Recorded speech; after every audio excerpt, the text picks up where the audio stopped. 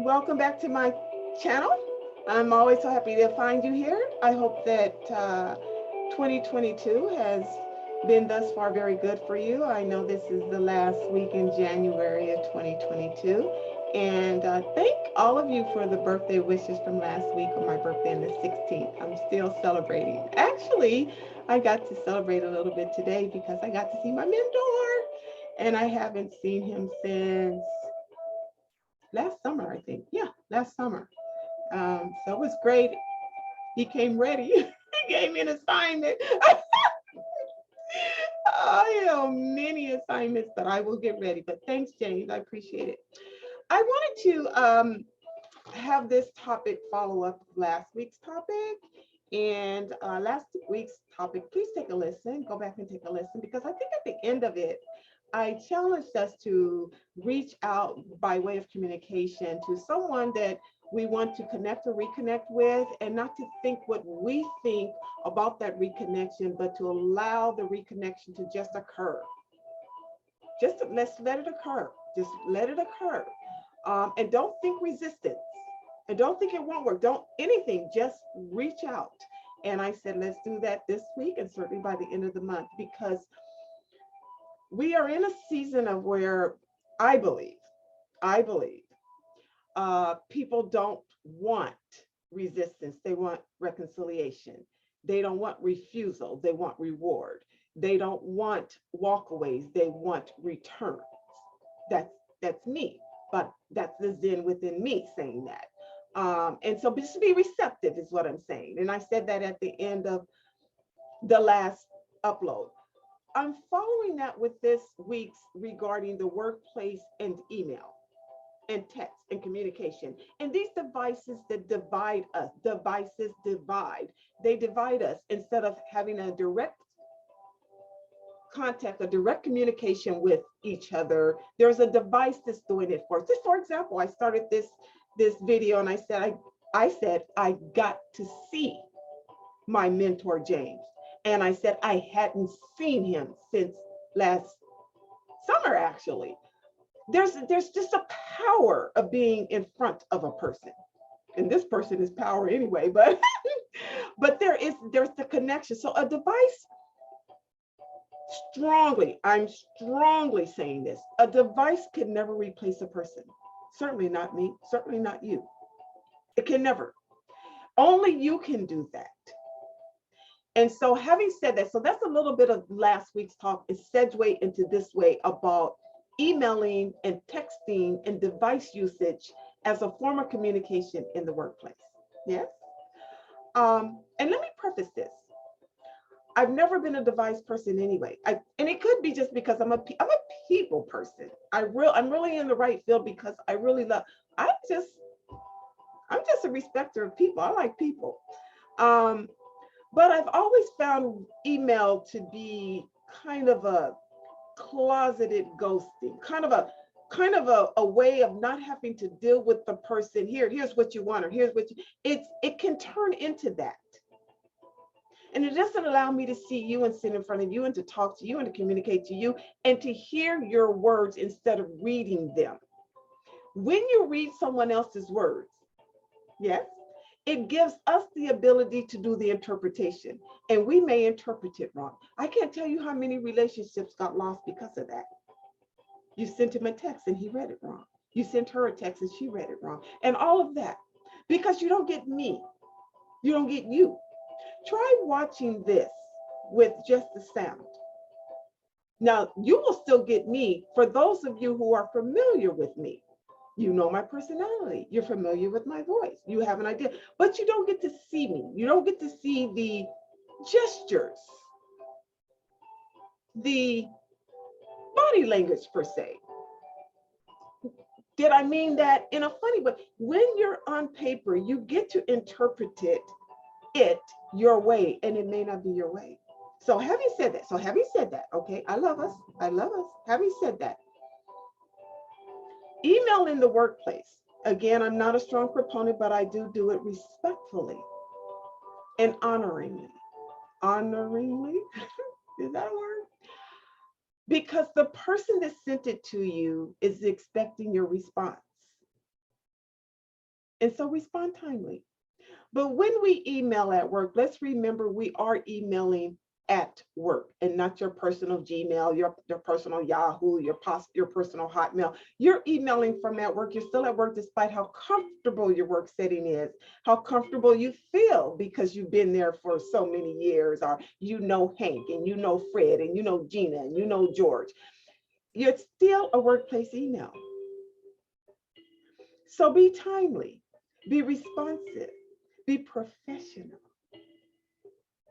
Don't, hey, Sheri, no, no, no. Mm-mm. When you address someone in an email, it should be respectful, honoring, and professional. Hello, Sheri.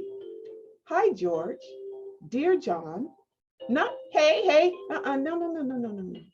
Even though many emails say, hey, that. I don't like it. And I see that it's becoming common. It could be generational. I'm not sure. But remember where the email is coming from.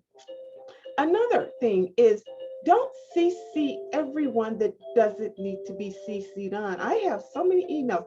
I don't really need to be receiving them, but they include me. I've asked sometimes to say, hey, do I need this? The power of my voice, I've learned to do that. I didn't do it before. I just would take it and whatever I'm supposed to do, But if I don't need it, I don't need it. Because every person gets too many emails to begin with. It becomes more work. But if you have an email and you need to respond to it timely. If Frank is expecting something from you by way of an attachment or a file of information for him to finish his job, you are therefore holding him up by not sending it. So be timely and let us understand what email was even created for. So an executive is on a plane going to some conference and he's trying to build his business and he forgets an important document. And he wanted it sent to him. Voila, he had this idea about email, or so I'm understanding. It had started as a way of an attachment when you need to attach something. So my standard is, and I think workplace standard is or should be, if you're not sending me something by way of an attachment or document I need, then you don't need to email. Visit that person. They're next door, down the hall, up on the floor, bottom of the floor, wherever. Next building over. We all need to exercise. Go walk over there, sit down, because it gives you a chance to get to know the person who's at work, who's requesting information and co-working with you. And by the way, 5 books now, and every book I talk about emailing. So it is a thing. Oh, just trust. People get offended when they're not responded to. They feel shunned. They feel overlooked. They feel it's intentional. Even though you come and tell me it's not, and I believe you. I believe you. But respond timely, professionally. End your sentences properly with the period. By the way, spell check is spell check. Spell check, please. Just all I can say, spell check. And before you click send, read it and make sure it's properly as you want it to say. Okay? And if we're in the habit of BCCing everybody, BCCing somebody, this is a passive aggressive undertoning way of saying, haha, see, I sent it. We don't, come on, we don't need to, don't do that. Be transparent. Show everybody what you're sending. I mean, come on, be transparent. When you're texting, especially on a company issued phone, when you're driving, especially a company issued vehicle, that does not belong to you, that device. Handle it with care. Watch what you're posting on your phone. And pictures you might be taking on the phone, because the phone could be returned at any given time. Just a moment's notice. Bring it back, please. As a matter of fact, we're upgrading. We're all getting new phones, but you got to turn in your own phone and voila. So just be careful with that. I never even use my work phone. Is work only. I have a personal phone for my personal. Okay, just Be cautious, be kind, be caring, be understanding. In a world where you can be anything, be kind. That's what that says behind me. And we can all do that. It's really effortlessly after a while.